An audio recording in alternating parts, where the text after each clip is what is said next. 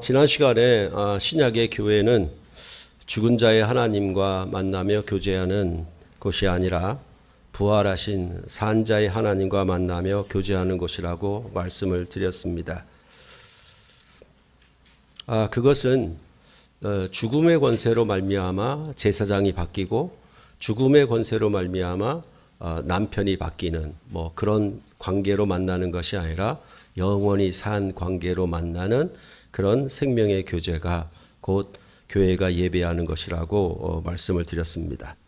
그렇기 때문에 모이기를 패하는 어떤 자들의 습관과 같이 하지 말라라고 히브리서가 말을 하는 것은 이제 새로운 예배, 새 시대의 예배 가운데에서는 모이기를 패하는 것처럼, 즉 구약의 일정한 절기나 기한을 통해서 만나는 방식, 하나님과 교제하는 방식을 버리고 이제 오순절 성령 강림을 통해서 사도행전에 나타난 것처럼 날마다 성전과 집에서 떡을 떼며 하나님을 찬미하는 그런 매일의 교제가 산자의 하나님과 만나는, 부활의 하나님과 만나는 신령한 교제이다라고 말씀을 드렸습니다.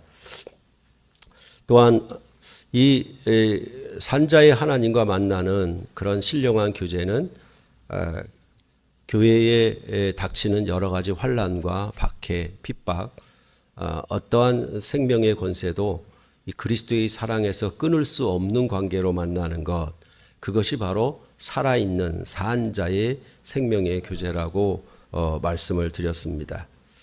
그러니까 그 말은 결국은 뭐냐 하면 영원한 화평의 언약, 우리가 선지서에서 새 출애굽을 통해서 메시아의 나라가 주시는 새 언약에 대해서 약속한 것처럼 그것은 영원한 화평의 언약으로 만나고 교제하는 것. 그 말을 간단히 두 글자로 줄이면 영생 이렇게 되는 겁니다. 그렇죠? 영원한 화평의 언약으로 만나고 교제하는 예배적인 삶이 교회에게 주신 복음 안에 주신 구원의 생명이다. 이렇게 성경은 말하고 있습니다. 지난 시간에 죽은 자의 하나님이 아니요 산자의 하나님이라 그랬는데 오늘 사대교회에 관한 말씀에서도 이런 비슷한 표현이 나오고 있습니다. 3장 1절을 보면은 내가 내 행위를 아노니 내가 살았다 하는 이름을 가졌으나 죽은 자로다 이렇게 말하고 있기 때문입니다. 그런데 이런 표현들은 우리가 현 세상에서도 많이 비슷하게 사용을 하고 있어요. 이를테면은 나 이거 사는 게 아니야, 숨만 쉬고 있어, 이런 말들도 결국은 뭐냐 하면 살았다 하는 이름을 가졌으나 죽은 자로다라는 표현과 비슷한 것이죠. 그렇죠?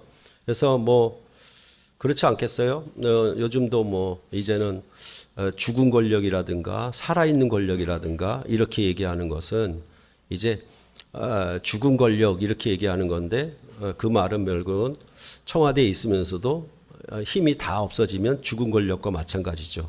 그런 표현도 우리가 주로 사용을 하고 있고, 가장 알기 쉬운 것은 부부가 사랑하지 않으면 죽은 것이다 이렇게 말씀을 드린 것, 여러분들이 기억하시면 이와 비슷하다라는 의미를 알 수가 있을 것입니다.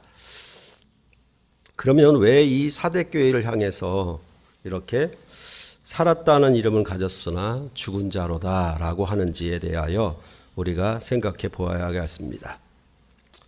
요한계시록에 나오는 아시아의 7교회는 애굽에 사로잡혀서 애굽 왕으로부터 박해를 받고 있는 구약의 이스라엘과 비슷한 처지라고 말씀을 드렸죠. 이 아시아 7교회는 로마 제국으로부터 전부 박해를 받고 있는 상황이었습니다. 이 교회에게 총사령관의 모습으로 나타나신 주님께서 각 교회에게 편지, 곧 전투 서신을 보냈다라고 말씀을 드렸습니다. 그래서 그 전투를 서신을 보내시니까 7 영과 7 별을 가지시니 이렇게 말을 하고 있습니다. 7 영과 7 별을 가지셨다라고 하는 것은 바로 이 사대교회에 함께 하시는 주님의 영광된 모습이라고 말씀을 드렸죠. 그래서 마치 대통령이 군대를 방문하게 되면 군복을 입고 가는 거고, 산업 현장을 가게 되면 작업복을 입고 가는 거고 그렇게 나타나는 모양이 달랐던 것처럼 사대교회에는 7영과 7뼈를 가지신 분으로 이 교회에 함께하고 계신다라고 말을 하고 있는 것입니다. 그럴 때 그 7별이라고 하는 것은 계시록 1장 20절에 7교회의 사자다 이렇게 말을 했고 7별을 가졌다는 것은 7교회를 다스리는 권세를 가졌다라는 의미를 나타냅니다. 그래서 이렇게 그 다스리는 권세를 가졌다는 것을 바로 7별 이렇게 얘기를 하고 있는 것이고 그 다음에 7영이라고 하는 것은 일전에 제가 정치가는 1000개의 눈을 가져야 한다라고 말했고 그와 같이 부모도 자녀들을 기르고 양육하는 데 있어서는 1000개의 눈을 갖고 있어야 된다라고 말씀을 드렸습니다. 그런 것은 정치가는 백성의 사는 삶 구석구석 모든 부분들을 잘 알고 있어야 되는 것이지 그 국민들이 사는 삶과 동떨어진 세계에 살면은 절대로 안 되는 것입니다. 그래서 옛날에 조선시대의 왕들도 평복 차림으로 그렇게 몰래 미행을 나가서 백성들이 어떻게 사는가 살펴봤던 것입니다. 그게 바로 7영, 7눈 이렇게 말하는 방식입니다. 그러니까 여기 7영을 가지셨다라고 하는 것은 사대교회의 형편과 사정을 샅샅이 다 보고 아시는 분이라고 그렇게 생각하면 될 것입니다.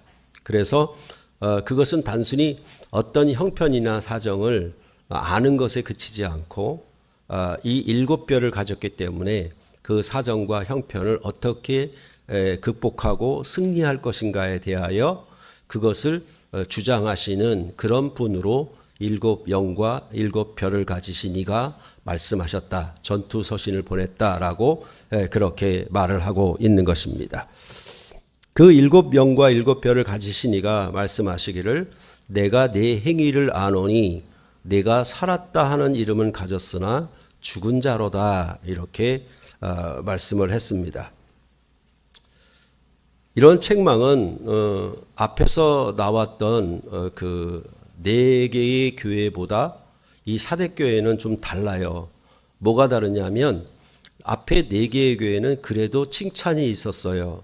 근데 이 사대교회는 단도직입적으로 내 행위를 아는데 내가 살았다는 이름을 가졌으나 죽은 자로다 이렇게 나와버린 거예요. 그러니까 앞에 무슨 완충장치가 없어요.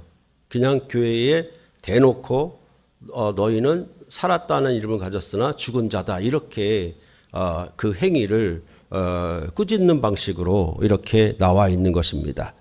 그렇기 때문에 사실은 뭐냐 하면 이 사대교회에 대한 말씀이 굉장히 차갑고 혹독하게 느껴져야 돼요. 이 사대교회에 있어서는 그렇게 들어야 되는 겁니다. 그랬을 때에 이 살았다 하는 이름 그리고 죽은 자 이것에 대한 여러 가지 의견들이 있을 수 있습니다. 그런데 항상 성경은 그 말 다음에 풀어보면 그냥 이해가 된다라고 말씀을 드렸죠. 그러니까 성경은 사실은 어려운 게 아니라 가까이 하기 싫어하는 거예요. 그렇기 때문에 그렇죠. 그죠? 그러니까 미분적분을 왜 하겠습니까? 살려고 하는 것이지. 그렇죠? 하기 싫은데. 근데 성경은 그런 제약이 없어요. 그러니까 가까이 하기가 뭐니까 어려운 거 힘든 거죠. 사실은. 그렇죠? 왜 이렇게 삼천포로 가냐? 이 살았다는 이름과 죽은 자에 대해서 바로 뒤에서 설명을 해줍니다. 그럼 어떻게 설명하는가? 2절과 3절을 보시면 됩니다. 너는 일깨어 그 남은 바 죽게 된 것을 굳건하게 하라. 내 하나님 앞에 내 행위에 온전한 것을 찾지 못하였으니 라고 말을 하고 있습니다. 여기서 우리가 그 죽은 자에 대한 설명을 충분히 찾을 수 있어요. 거기 나오잖아요. 죽게 된 것을 굳건하게 하라 이렇게 말을 하고 있고 그 다음에 그 죽게 된 것을 풀어주는 말이 뭐냐 하면 내 하나님 앞에 내 행위에 온전한 것을 찾지 못했다라는 말이 죽었다는 말이에요. 그렇죠? 그러니까 이렇게 보면 굉장히 쉬운 거거든요. 그러니까 그 죽게 된 것을 일깨워서 굳게 하라. 이렇게 말씀하는 것이 뭡니까? 다시 살라라는 얘기겠죠. 예, 그런 얘기를 여기서 하고 있는 것입니다. 그러니까 여기서 말하는 명령은 먼저 뭐다? 일깨우라는 명령, 그 다음에 굳게 하라는 명령, 이 두 가지가 크게 나오고 있는 것입니다. 그리고 나서 만약 일깨지 아니하면 3절에 나오죠. 만이 일깨지 아니하면 내가 도둑같이 이르리니 어느 때에 내게 이르는지 내가 알지 못하느니라. 이제 도둑같이 이르게 되면 정말 죽는 겁니다. 정말 영 죽는 거라고 그렇게 보시면 되겠습니다. 그랬을 때 여기 이 도둑같이 은밀하게 알지 못하는 새에 들어온다라고 하는 것은 지난번 사대교회에 대해서 강론하면서 말씀드렸던 것처럼 이 성은 아주 견고하고 어느 누구도 침략해서 넘어뜨릴 수 없는 성이었는데 밤에 한 명의 병사가 몰래 올라와 가지고 성문을 열어줌으로 망한 적이 있었고, 또 두 번째는 또 한 7, 8명의 군사들이 몰래 들어와서 성문을 열어서 결국 그 성이 망한 적이 있었거든요. 그런 배경을 따라서 도둑같이 이른다. 그러면 그 성이 망하는 것과 비슷한 의미로 지금 여기서 얘기를 하고 있는 것입니다. 그러니까 사실은 두 개의 명령이라고 할 수 있겠지만은 이것은 연결된 의미로 봐야 되겠죠. 일깨우라, 그 남은 바 죽게 된 것을 굳게 하라라는 것이죠. 일깨우는 것은 무엇이다? 그 남은 바 죽게 된 것을 굳게 하는 것이 일깨우는 것이라고 그렇게 보면 되겠죠. 그리고 나서 이 교회를 보면은 교회의 대부분이 죽은 자들이었어요, 사실은. 그런데 극소수에게만은 약간의 생명이 남아있는 그런 상황이었습니다. 그러니까 결국은 뭐냐 하면, 나라가 망하는 것은요, 어떻게 보면은 의인이 한 명도 없어서 망하는 것은 아니에요. 그렇죠? 전체가 넘어갈 만한 사정이 되니까 대세가 기울어 가지고 망하는 것이지 한 사람의 의인도 없어서 망하는 건 아닙니다. 그렇죠? 아무리 소수가 있긴 하더라도 그것이 나라를 지킬 만한 힘이 되지 않으면 어쩔 수 없이 망하게 되는 것이죠. 그래서 여기에 말을 하는 것처럼 뭐냐 하면 이제 나머지 작은 수의 사람들마저도 함께 멸망에 이르고 함께 심판에 이르게 되기 때문에 여기서 일깨우라라는 명령을 하고 있다라고 보시는 것입니다. 그래서 전부 죽음과 심판에 이르지 말고 각성해서 다시 굳게 세워라, 이런 의미로 교회에게 명령을 하고 있는 것입니다. 그렇게 봤을 때 아까 죽은 자로 말했던 것을 어떻게 말했냐면 내 하나님 앞에 내 행위에 온전한 것을 찾지 못하였기 때문이다 라고 말씀을 드렸습니다. 이 말이 바로 죽은 자를 설명하는 말인데, 그 죽은 자를 설명한다라고 하는 말 속에 행위의 온전함 이렇게 나오니까 우리는 또 뭐냐면 이건 완벽함 이렇게 듣기가 쉬워요. 그게 아니라 이 행위의 온전함이라고 하는 것은 항상 뭐가 깔려 있냐면 그 언약의 성취되는 의미를 갖고 있는 거예요. 모든 것이 온전하게 되고 모든 것이 참이 되는 것은 언약이 성취될 때 그게 진리가 되고 참이 되고 온전함이 되는 거예요. 그러니까 이것을 단어의 의미로만 풀지 말고 성경이 말하는 의미를 풀 때에는 내 행위의 온전함이라고 하는 것은 네가 약속하고 네가 언약을 맺은 거에 대하여 그것을 성취하지 못한 것, 그것이 행위의 온전함을 찾지 못했다라는 말이 된다라는 것입니다. 그러니까 그런 행위의 성취라고 하는 것은 그러면 어떻게 행위의 성취를 해야 되느냐라는 것에 대해서 설명을 해주는 것이 바로 그 뒤에 있는 겁니다. 그러니까 2절 끝에 내 행위에 온전한 것을 찾지 못하였노니 3절에 그러므로 라고 들어가 있잖아요. 그렇죠?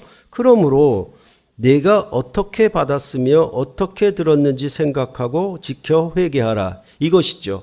이게 일깨우는 것이고 이게 굳건하게 하는 것입니다.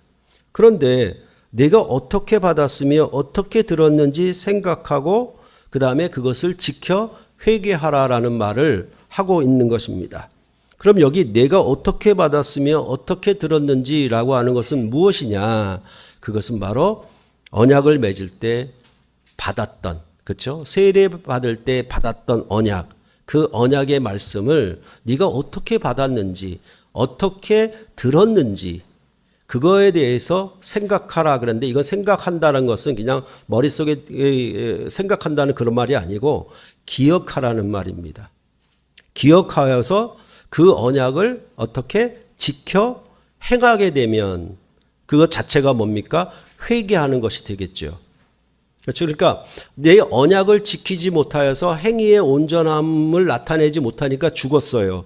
죽었는데 일깨워서 네가 어떻게 받았는지 어떻게 들었는지 기억해서 그것을 지켜 행함으로 말미암아 회개하게 되면 어떻게 된 겁니까? 그게 일깨워진 것이죠. 일깨워진 것이죠. 그렇죠? 그러니까 항상 뭡니까? 우리가 수학 문제를 풀다가도 안 되면 어디로 돌아가야 됩니까? 공식, 원리로 돌아가야 돼요. 원리로 돌아가서 그것을 다시 한번 살피고 그걸 확고히 한 다음에 다시 문제를 푸는 거예요. 그렇죠? 그러니까 우리가 그런 걸 잘 못해요. 뭘 못하냐면 부부 사이가 틀어졌어요. 말도 안 하고 지내요. 냉각기예요. 그런데 그것을 어떻게 타개할 만한 것은 지금 현 상태에서 뭐가 있는 게 아니라 어디를 기억해야 되냐면 결혼할 때의 언약을 기억해야 돼요. 그때 뭐라고 우리가 맹세했지? 무슨 일에 우리가 어떻게 할 것이라고 맹세했지? 그것을 기억하고 지금 현 상황을 지켜서 회개함으로 극복해야 되는 것이거든요. 그게 처방이에요. 그게 온전한 처방이에요. 그러니까 지금 계속되는 어떤 불편과 부당함, 어떤 잘못들과 어려움, 이것들을 계속 지적해서는 소용이 없어요. 그게 해결해주는 어떤 처방이나 치료가 되는 게 아니라 항상 뭘 해야 되냐면 언약으로 돌아가야 돼요. 우리는 이렇게 살기로 언약했잖아. 이런 일에 있어서, 이런 어려움에 있어서 우리는 이렇게 살아가고 이겨내리라고 언약했잖아. 그것을 기억하고 그것을 따라서 지켜서 지금 상황을 보는 거예요. 그러면 그것이 치유가 되고 새롭게 되고 일깨우게 되는 거고 되고 다시 말해서 그 결혼의 언약을 다시 지키게 된다라고 하면 그것은 굳게 세워지는 것이고 그 어려움을 극복하게 될 수가 있는 것이죠. 이렇게 7별을 가지시고 7영을 가지신 이가 이렇게 처방을 내리는 거죠. 이 교회를 향하여 이렇게 말씀을 하고 있는 것입니다. 그러니까 여기에 명령이 생각하라, 지켜라, 회개하라 이렇게 3가지 명령이 나와도 그 3가지 명령이 어떤 연결점을 가지고 있는가를 풀어야 되는 것이겠죠. 그런 풀 때에 우리가 일상에서 경험하는 것처럼 여기도 그렇게 얘기를 하고 있는 거예요. 그러니까 결국은 뭡니까? 문제가 뭡니까? 행위에 온전하지 못해서 너희가 죽은 거 아닙니까? 그것은 부부가 사랑하기로 언약을 맺어놓고 지금 사랑하지 않으면 죽은 것과 똑같은 말이잖아요. 그러면 사랑의 언약을 맺었던 결혼식으로 돌아가서 그 사랑하기로 언약한 걸 기억하고 그것을 다시 지킴으로 회개해서 그 죽은 상황을 산 상황으로 새롭게 해야 되겠죠. 그것이 생명이고 구원이겠죠. 이런 얘기는 아주 지당하고 너무나 상식적이고 당연한 얘기를 지금 하고 있는 것입니다.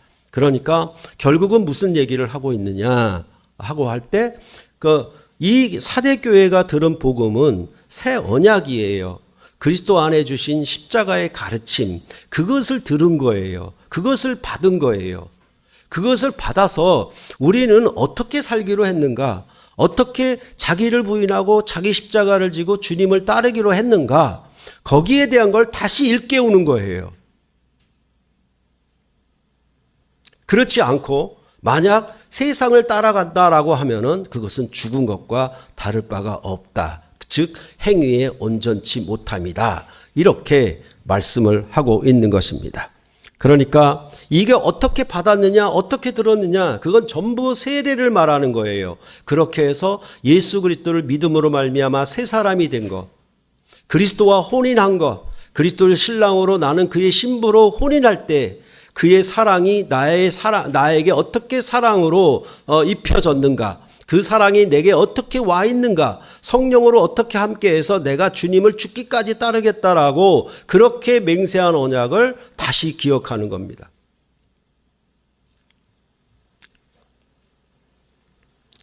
그래서 이거는 항상 똑같은 것이죠. 그래서 그것을 기억하고 돌이키게 되면 이제 부부관계도 죽은 관계가 아니라 산 관계가 되겠죠.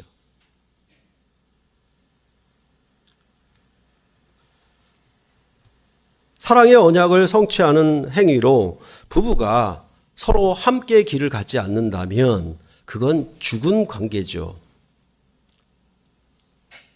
이것을 알고 각성해서 일깨워 다시 생각해야 되지 않겠습니까? 그러니까 항상 왜 이렇게 비교를 하냐면 교회는 그리스도의 신부예요. 교회의 신랑은 예수님이에요. 그러니까 이 둘의 관계에 있어서 이 사대교회가 신부라고 하면 왜 죽었느냐? 행위가 온전치 못했어요. 그리스도의 말씀과 그를 사랑하는 그 삶을 지키지 못하는 것이죠. 왜 그랬겠습니까? 세상 것이 들어왔겠죠.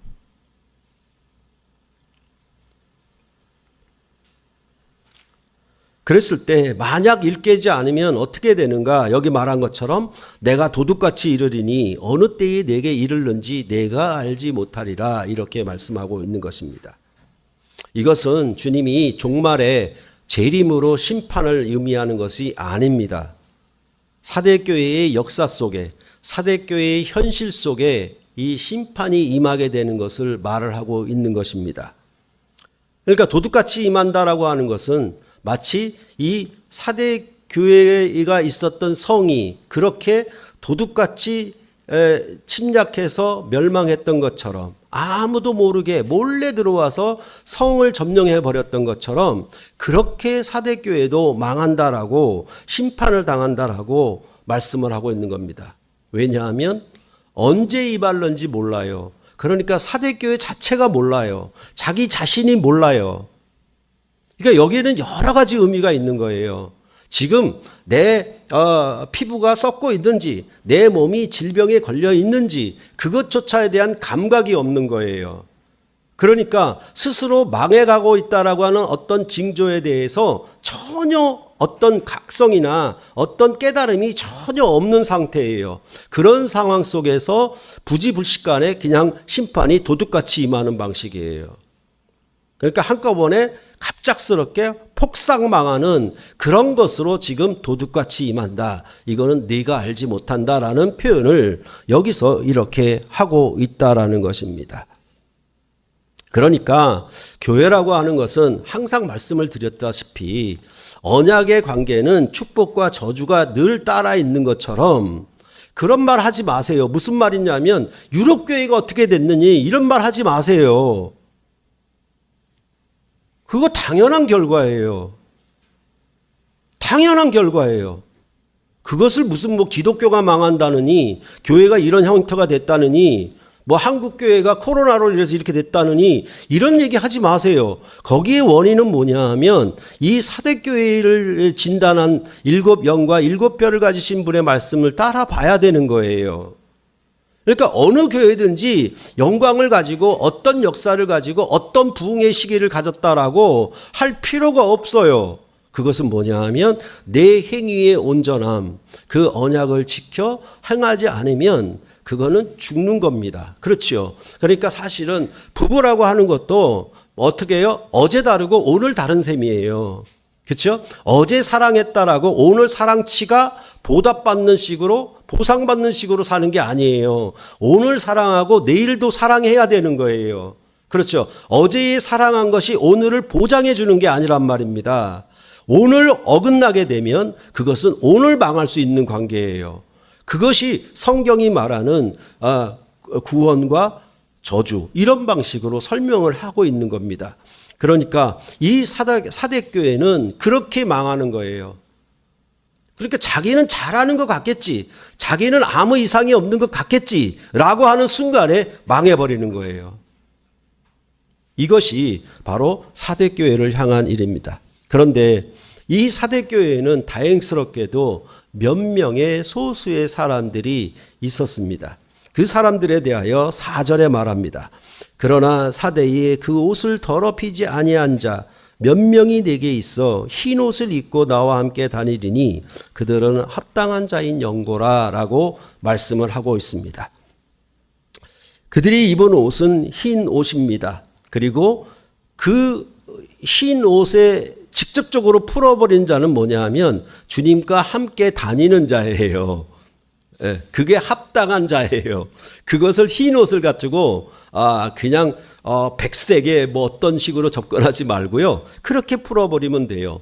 다시 말해서 우리가 결혼식에 하얀 웨딩드레스를 주로 입잖아요. 그렇죠? 그 하얀 웨딩드레스를 입는다라고 하는 것은 아마도 제 생각에는 뭐냐 하면 거룩한 신부고 아름다운 신부가 되어서 이 한 남편인 신랑만을 사랑하고 살겠다고 이 남편과 동반하면서 동행자로 살겠다는 모습이 그 흰 옷에 흰 드레스에 새겨져 있다라고 봐요. 그러니까 이 신부가 결혼 생활을 하면서 남편을 사랑하고 남편과 함께 걷는 길에 동행한다라고 하면 항상 무슨 옷을 입은 겁니까? 평상시 빨간 옷을 입었어도 검정색 옷을 입었어도 그 옷은 뭡니까? 흰 옷을 입은 신부예요. 흰 옷을 입은 신부예요.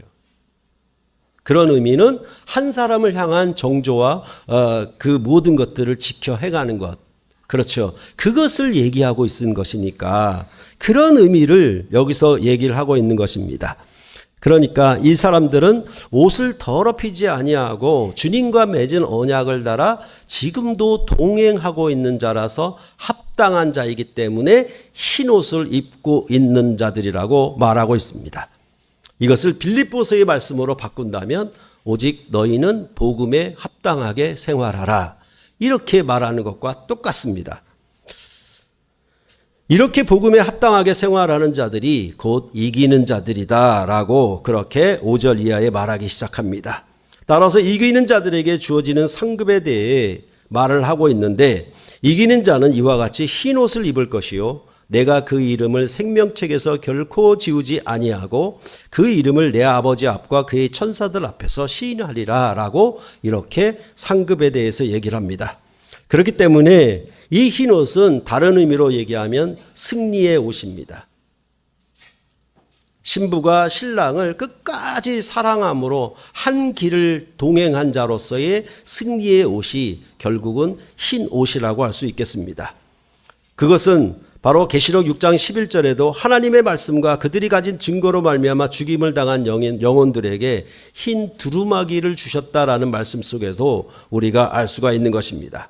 충성스럽게 예수의 가르침, 그 새 언약의 가르침을 목숨을 버려서 따른 자들, 그들은 흰 두루마기를 입을 것이다. 이렇게 말씀했던 것입니다. 그러면 생명책은 어떤 책인가? 그것에 대해서 이 요한계시록의 생명책에 관한 말씀은 정말 굉장히 중요한 내용이에요. 요한계시록 자체에 있어서. 그래서 여러 부분에서 이 생명책에 대해서 나오고 있는 것이죠. 그래서 어린 양의 생명책이다, 죽임을 당한 어린 양의 생명책이다, 이렇게 계속 연결을 시켜서 생명책을 언급하고 있습니다. 이는 모두 흰 옷을 입고 주님과 함께 다니는 것과 연결되고 있고 또한 어떻게 받고 어떻게 들은 것을 기억하고 그것을 지키는 것과 연결시켜서 생명책에 이름이 있는 자들이라고 그렇게 말을 하고 있는 것입니다.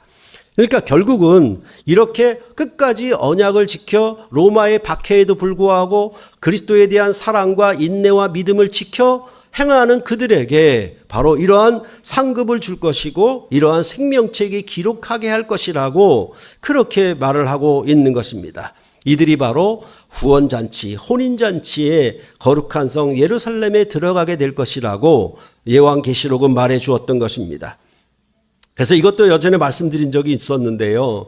전쟁에서 싸우다가 순직한 병사들의 이름을 전적비에 새겨놓은 것과 같은 것이 바로 생명책이다라고 말씀을 드렸습니다. 그래서 6.25 전쟁 때 백마고지 전투에서 그 고지를 탈환하기 위하여 싸우다가 전장에서 쓰러져간 병사들의 이름이 새겨진 곳이 있어요. 지금도 철원에 가게 되면 그렇죠? 양쪽 벽으로 빽빽하게 병사들의 이름이 적혀져 있습니다. 그것이 바로 생명책이에요. 그래서 그 벽에다가 돌에다가 새겨서 이름을 넣었기 때문에 뭡니까? 그건 결코 지우지 말라는 뜻이죠. 오랫동안 기억하라는 얘기 아니겠습니까? 그거와 마찬가지로 생명책에 여기 말하는 것과 똑같잖아요. 그 이름을 생명책에서 결코 지우지 아니하고 이렇게 말을 하고 있는 것입니다. 그것을 다시 그 결코 지우지 아니함에 대해서 그 이름을 내 아버지 앞과 그의 천사들 앞에서 시인하리라는 말씀으로 더 설명하고 있는 것입니다. 이는 마태복음 10장 32절로부터 33절과 같습니다. 누구든지 사람 앞에서 나를 시인하면 나도 하늘에 계신 내 아버지 앞에서 그를 시인할 것이요. 누구든지 사람 앞에서 나를 부인하면 나도 하늘에 계신 내 아버지 앞에서 그를 부인하리라. 마태복음은 박해를 받는 문맥에서 이 박해하는 사람들을 두려워할 것인가 말 것인가, 박해하는 사람들을 향하여 내가 주님의 이름을 시인할 것인가 말 것인가, 그런 얘기를 하고 있는 것이라고 하면은 오늘 요한계시록은 상급을 받는 문맥에서 하나님 아버지 앞과 천사들 앞에서 시인할 것이라고 그렇게 말씀을 하고 있는 것입니다. 예를 들어 설명하면 춘향가 들어보셨습니까? 가사가 아주 구구절절로 뭡니까? 판소리나 이런 걸 들어볼 때에는 가사를 너무 잘 써요. 어떻게 이렇게 가사를 썼지? 이렇게 조그만 한 어구 하나가 지나갈 때마다 딱 맞는 어구가 정말 우리나라 백성의 정서에 맞는 얘기들이 딱딱딱 들어가 있어요. 그 춘향가의 여러 대목 중에서 사랑가가 가장 큰 절정이라고 합니다. 그 사랑가는 춘향이가 선택한 숭고한 사랑에 대한 정의를 내리며 그의 사랑의 업적을 노래하는 것입니다. 그 여러분도 들어봤을 거예요. 사랑 사랑 내 사랑아 어워둥둥 내 사랑아 이렇게 들어본 게 있지 않습니까? 그렇죠? 그렇게 사랑의 노래를 부르는데 그 사랑을 묘사할 때 뭐라고 얘기하냐면 둥글게 보름달같이 찬 완월, 그렇죠? 완전히 가득 찬 달과 같은 사랑이다라고 노래하고 있고 창해와 같이 즉 그 바다처럼 깊은 사랑이라고 노래하고 있고 삼생연분으로 만난 운명적인 사랑이를 노래를 하고 있습니다. 그리고 그 사랑은 한순간의 감각적인 사랑이 아니라 운명적인 것으로 죽어서도 계속되는 사랑으로 그 사랑가에 그려지고 있습니다. 죽음을 넘어서는 둘의 사랑이 매우 장엄하면서도 숭고하고 아름답게 그려지고 있는 것입니다. 이런 것이 바로 생명책에 기록됐다는 거예요. 그 이름이 기록됐다는 거예요. 춘향이의 사랑을 노래함으로 그 사랑을 업적을 기리는 그 사랑가가 나온 것처럼 그리스도 안에서 이 언약을 지켜 주님과 함께 동행한 자들의 이름이 생명책에 그의 업적으로 그 이름이 기록된다 이렇게 말씀을 하고 있는 것입니다.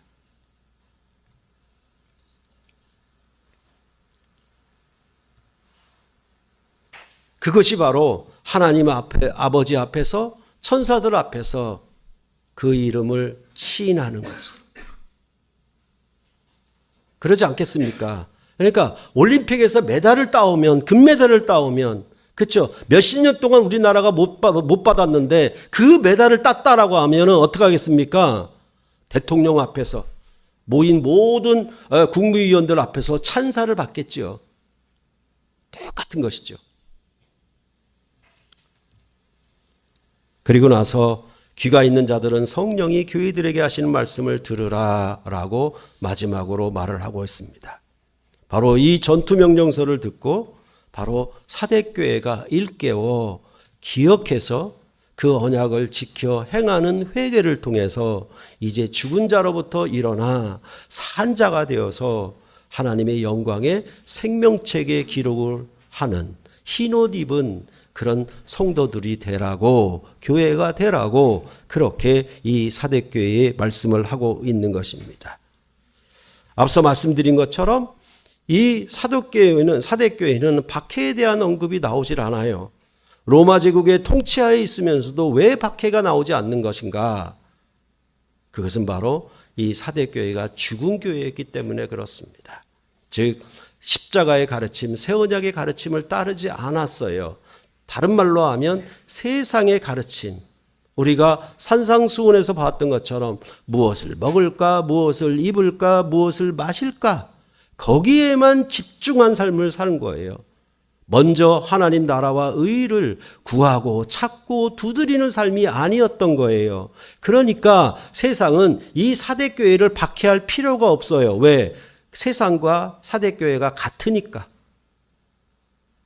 적군이면 박해하지. 적군이 아니니까 박해할 필요가 없는 거예요.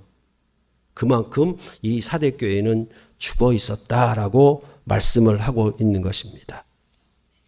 그런데도 이 교회에는 소수의 몇 사람이 있었습니다.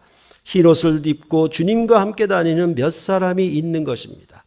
이들은 말씀의 교제에 힘쓰며 그 말씀을 따라 행하려고 하는 사람들입니다. 이들은 정말 놀랍게 성장을 거듭할 것이고, 그것은 죽은 교회였다고, 이제 이 교회에 소망이 없다고 싹시 노랗다라고 버리며 떠나는 사람들과 다르게 이들은 일깨워 기억하고 굳게 하는 그 일에 참여하려고 애쓰는 자들이라고 할 수가 있는 것입니다. 그래서 산상수훈의 말씀처럼 비와 창수와 바람이 부딪혀도 반석 위에 지은 집이 무너지지 않는 것처럼 이 소수의 몇 사람은 이 사대교회를 지켜내는 든든한 버팀목이, 기둥이 되고 있다라는 의미를 여기서 얘기를 하고 있는 것입니다. 그럴 때 이런 사람들처럼, 이런 소수의 몇 사람들처럼 바로 교회를 지키고 교회 안에서 그 복음을 따라, 그 언약의 말씀을 따라 신랑 되신 주님을 사랑하고 세상의 박해에도 불구하고 어떤 고난에도 불구하고 그 믿음의 삶을 계속하는 그런 교회의 모습, 그것이 바로 교회가 상급을 받는 것이라고, 거룩한 성 예루살렘 성의 혼인잔치에 참여하게 되는 것이라고 그렇게 성경은 말씀을 하고 있는 것입니다. 바로 이러한 자들이 승리의 흰옷을 입을 것입니다. 그리고 하나님의 혼인잔치에 참여하고 그들의 이름은 생명책에 기록돼서 영원히 지워지지 않을 것이며, 하나님 아버지 앞과 천사들 앞에서 그들이 어떻게 주님을 사랑하고 교회를 사랑했는가에 대한 그 사랑가의 노래를 계속 부르게 할 것입니다. 얼마나 그들이 힘을 다해서, 마음과 뜻을 다해서 주님의 몸된 교회를 사랑하고 섬겼는가에 대한 그 사랑의 업적을 춘향가의 사랑가처럼 그렇게 외치고 부를 것입니다. 그것이 교회가 받을 상급이라고 그렇게 사대교회는 말씀하고 있는 것입니다. 정말 교회가 내 이름은 살았으나 죽은 자가 되지 아니하고 일깨워 기억해서 지켜 행하는 회개를 통하여 교회가 더욱 견고해지고 풍성한 열매를 맺는 샘물교회 교회가 되도록 9월과 10월에 함께 힘썼으면 좋겠습니다. 기도하시겠습니다.